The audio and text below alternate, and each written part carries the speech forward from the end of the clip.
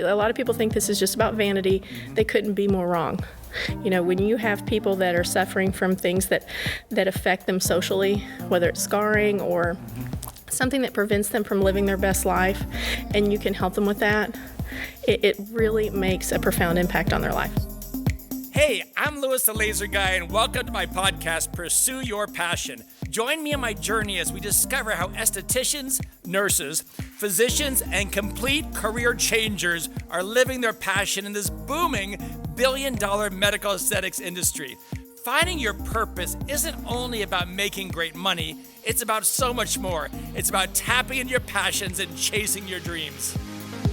Hey, Michelle, how you doing? Hey, I'm doing great. Good, thanks for joining me today. This is our weekly show, Michelle, about the $16 billion booming medical aesthetics med spa industry, which blows my mind, because when I got in this business 15 years ago, Michelle, there was one med spa open in the United States. Now there's 5,300 med spas open with people like you working across the country, and it's so exciting. So I'm just digging deep into people's journeys and stories, and I want to know about all the cosmetic laser techs of the world and what they're doing and how they got here. So I know that you told me, let's see, in your past, well, let's just back it up. Okay. Go back to, I know you've been in Arizona, 25 years? 25 years. So did you go to high school in Arizona or a different state? Or? No, I went to high school in Mesquite, Texas, which is right outside of Dallas. Okay, and so after the high school world, what was it college, was it work? What did you do after high school? I had kind of a roundabout way getting here, but I went to nursing school. Okay, so you wanted to be a nurse? Yeah, okay. I wanted to be a nurse. I came here to Arizona. Well, you're not a nurse, are you? No, actually, I am not a nurse. I came here, and my husband and I, we're still young, newlyweds, and I couldn't afford the out-of-state tuition. So I decided to work full-time in a salon for a year. Okay, so you went to nurse school a couple of years, and you decided to move on. Yeah, decided to move on, and then that choice, I intended to go back after I established residency here in Arizona, but I did traditional nursing, hospital stuff. Yeah, just traditional stuff.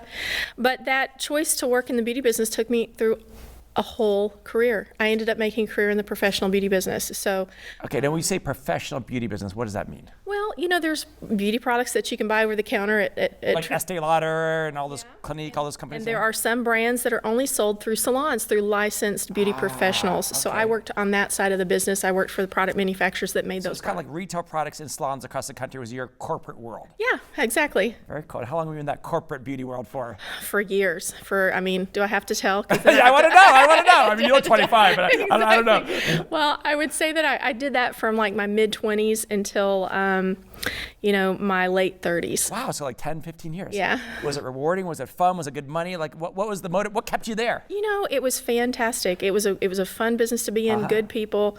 I enjoyed what I did, and coming from a little town, I got to travel a lot. At the beginning, that was really fun. Fun and exciting. But as I grew in responsibility in that industry, it got to the point where I was traveling 180 days a year my last year in my position. You were traveling half the year. Yeah, my last job I had in the professional beauty business, I traveled half the year. So it went from fun and exciting to, oh shit, I got to get on a plane again. I got to sleep in a hotel bed again. I want my own house and my own bed, right? Exactly. But your husband was home, though. My husband was home. So you're traveling, and the husband and the family's home. Oh, yeah. He was Mr. Mom. That must have been tough, right? It was tough. I mean, it obviously it came with a good salary. It came with some perks. And how old were the kids at the time? Or? Well, my son wasn't here yet, and my daughter was in junior high. Okay. Was it tough to be away from her? It was. It was really tough. And, when you get caught up in that kind of working world, time goes by, and you don't really think about how much time you're missing out on, or at least I didn't. And then when it occurred to me how much time I was away from my family, I knew I needed to make a change. So how long were you thinking about new job change? What do I do? Was that going through your mind for years or months? Yeah, it was. And I was fortunate enough to where we had enough money where I could take some time off when my son was born. My son ended up coming just a few years after that.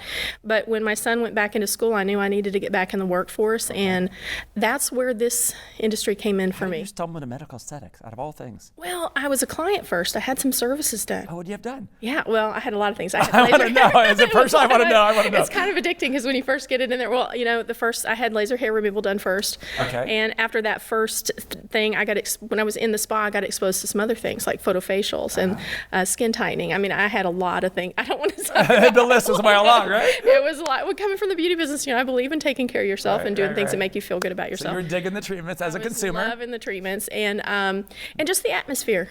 I enjoyed talking with the people that perform my treatments.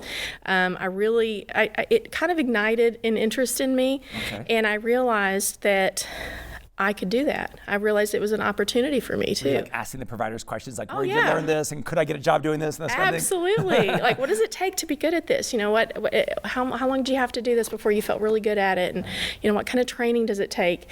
And I realized pretty quickly that this was something I really wanted to look into. So I did. You got trained at National Laser Institute here, right? I did. How long ago was that? How many years ago? It was at the beginning of 2009. Wow, so I met you in 2009. Yeah, I know. Holy moly, I'm getting older, right? Because I keep telling myself I'm turning 29 each year, and next year, but I must be older. I met you that long ago, right? Well, I'm right there with you, brother. Okay, so you got trained in National Laser, and then you started working in the med spa world, right? How was that for you?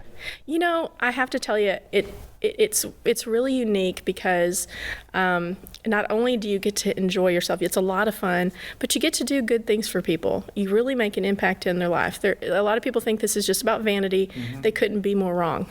You know, when you have people that are suffering from things that affect them socially, whether it's scarring or something that prevents them from living their best life, and you can help them with that, it really makes a profound impact on their life. So they're not coming to you to look like a Beverly Hills Barbie doll?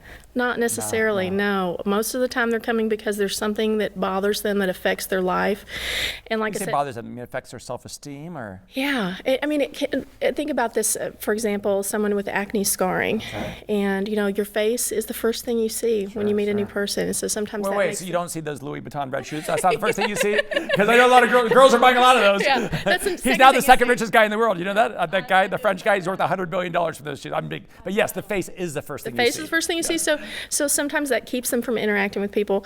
But it could be that mom who is sitting over under the umbrella with her T-shirt on, covering up the cellulite on her legs, and she doesn't want to get in the pool in front of people. Right. There's a lot of different circumstances that prevent people from really enjoying their life. And so it can be something as small as that, or it can be something as disfiguring as a surgical scar. As horrible as it is, I think everybody in the world has something that bugs them. It could be a zit, it could be an acne scar, stretch mark, cellulite, it could be, overweight, it could be an age spot. I mean, we've all got something that we don't tell everybody about. We've all got something that's like, God, I wish I could kind of fix that. Exactly. And the thing is, we have the ability to do that. We have the ability to help in a lot of different ways. It's amazing what technology can do. Yeah. We haven't completely replaced surgery, but we've come really close. So let me get personal here for a second. So out of all the years of yourself doing services on yourself, what's the one thing that, it could be a little thing, what's one thing that you wanted to change maybe in your face or somewhere that you actually did? You go, well, that's cool, Yeah. I have to tell you that for me, it was just that beginning signs of aging that were starting to creep in. Mm-hmm. As a female, I see myself every day when I put my makeup on, and I started seeing little crow's feet, little wrinkles here and there. Where'd that come from, right? Exactly. I start seeing my mother in that picture, in that mirror when I look at myself in the morning. But I started seeing those, and so for me, it was about getting ahead of the game, getting into those treatments that help delay the aging process, so that I didn't have to do anything major. I'm doing maintenance things, and so that for me, it was the signs of aging that really. Yeah, I love that. That's nice. And when you're seeing all these hundreds or thousands of med spa customers, how does it make you feel when you watch yourself change their lives and they see their skin glowing and the wrinkles going away? Like, how does that make you feel? It makes me feel great because I've experienced it. When I first started getting these treatments done, I would have friends of mine going, "Wow, you look great. What are you doing?"